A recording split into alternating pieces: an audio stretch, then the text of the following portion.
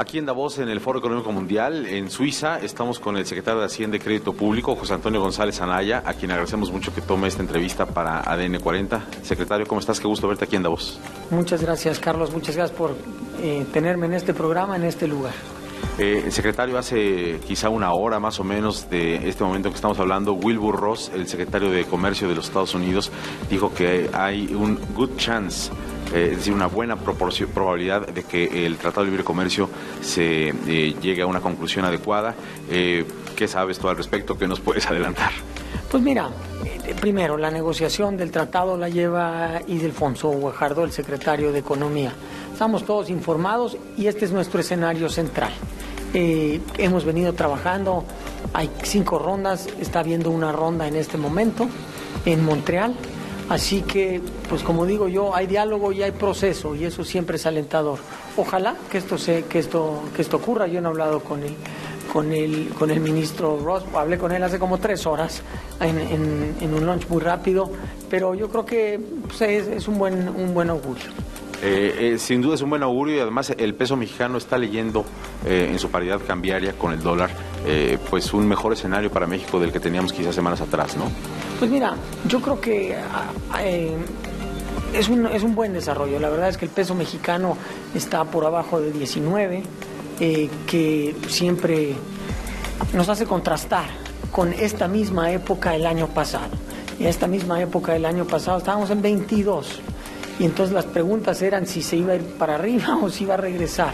Y poca gente que apostaba que viniera a estos nuevos niveles, así que el hecho de que haya regresado es un buen sentido.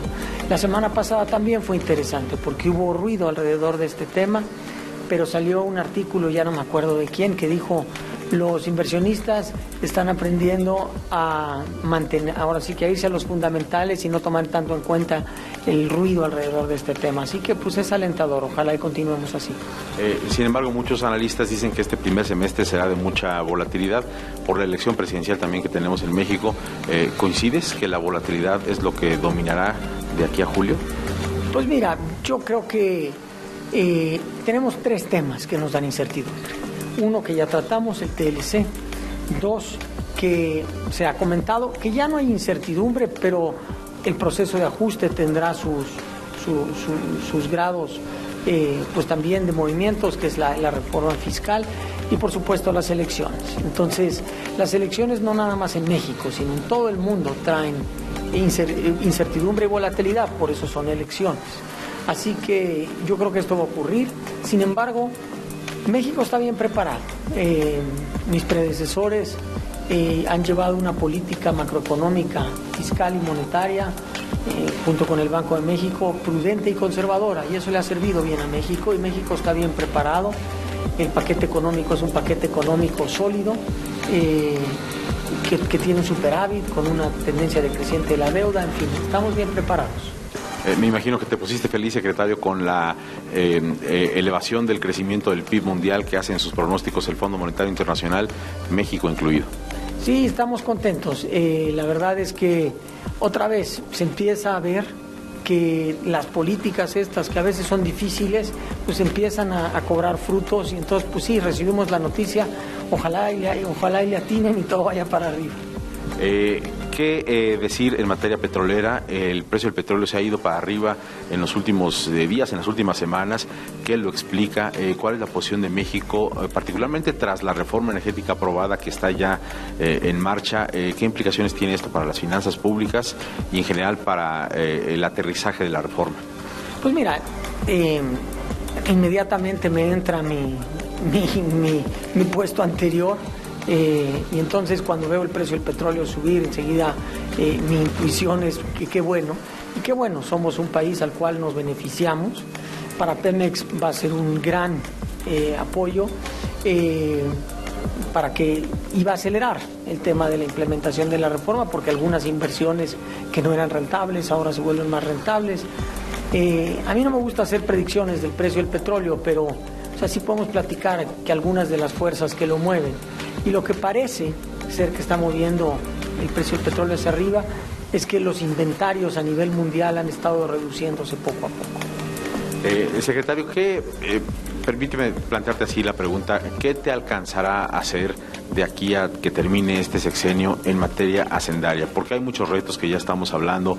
Está esta reforma de los Estados Unidos que hoy también estuve yo en una reunión aquí en Davos con Steven Mnuchin, quien es el secretario equivalente tuyo. Bueno, pues estaba también Wilbur Ross y ellos decían, estamos eufóricos con el tema de la reforma fiscal que fue aprobada por el Congreso estadounidense. Muchos capitales estarán llegando ahí, las multinacionales están celebrando esta reforma y en general es una reforma positiva desde su punto de vista, desde el punto de vista de los estadounidenses.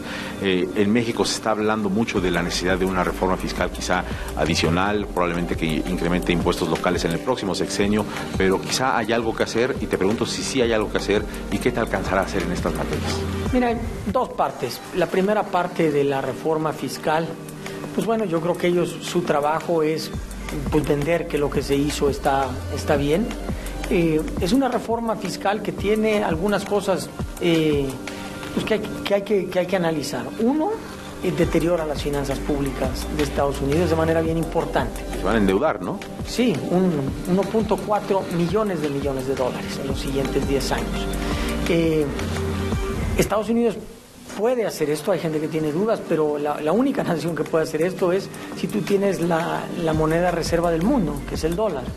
Si no tienes la moneda reserva del mundo, tus márgenes para deteriorar las cuentas fiscales son nulos. Entonces eso es bien importante. Y segundo, la reforma fiscal americana concentra los beneficios en el porcentaje más rico de la población. Entonces lo que nosotros tenemos que ver es cuáles son las tasas efectivas de impuestos. No es de 35 a 21. Ya todo el mundo sabe que eso no es cierto, que a la hora que tomas en cuenta la eliminación de las deducibilidades de los impuestos locales, en la mayoría de los casos, pues está hablando de 37 a 29. Y a la hora que le quitas la deducibilidad de intereses, depende qué tan endeudado estás.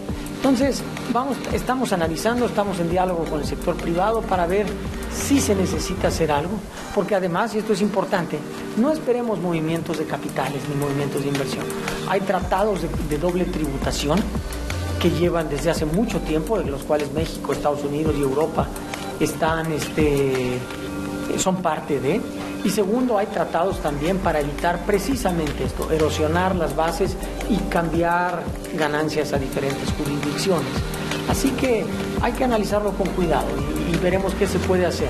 La primera parte. La segunda parte es más quizás, bueno, no sé si más difícil o no, pero más contundente y más concisa. Pues como secretario de Hacienda del último año, el mandato del presidente Peña Nieto fue muy claro.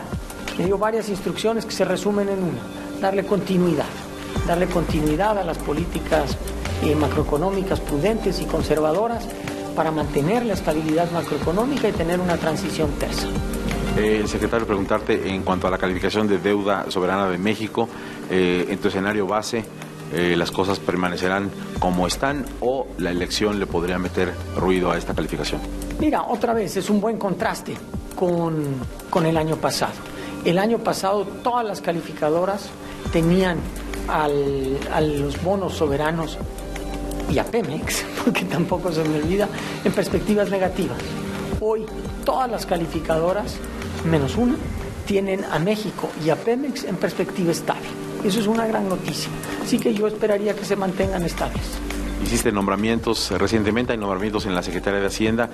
No tengo claro si ya tenemos al nuevo presidente de la Comisión Nacional Bancaria de Valores. ¿Todos los ajustes han quedado ya?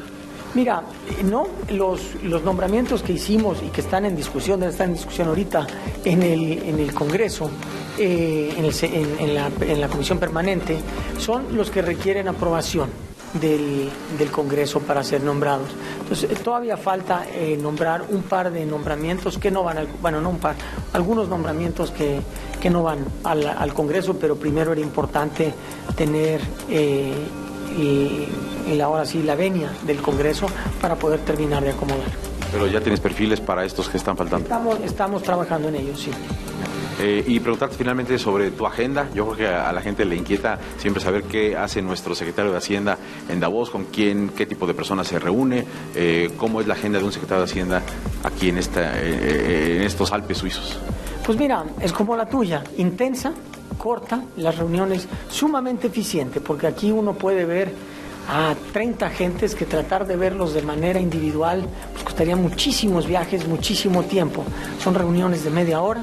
He visto a muchos de mis colegas, he visto al ministro de Hacienda de Canadá, voy a ver al de Estados Unidos saliendo de aquí, de Colombia, de varios países, vi al de Italia, etcétera. Entonces muchos de los colegas los vemos aquí, muchos de los inversionistas que van a México, que quieren hablar con el secretario de Hacienda, no solo los financieros, sino de otro tipo de empresas. Es una agenda intensa. ¿Cómo te trata la nieve, secretario? Me trata bien, estoy bien abrigado. Buenísimo. Gracias por hablar con ADN 40 y estamos al habla. Muchas gracias, Carlos. Continuamos.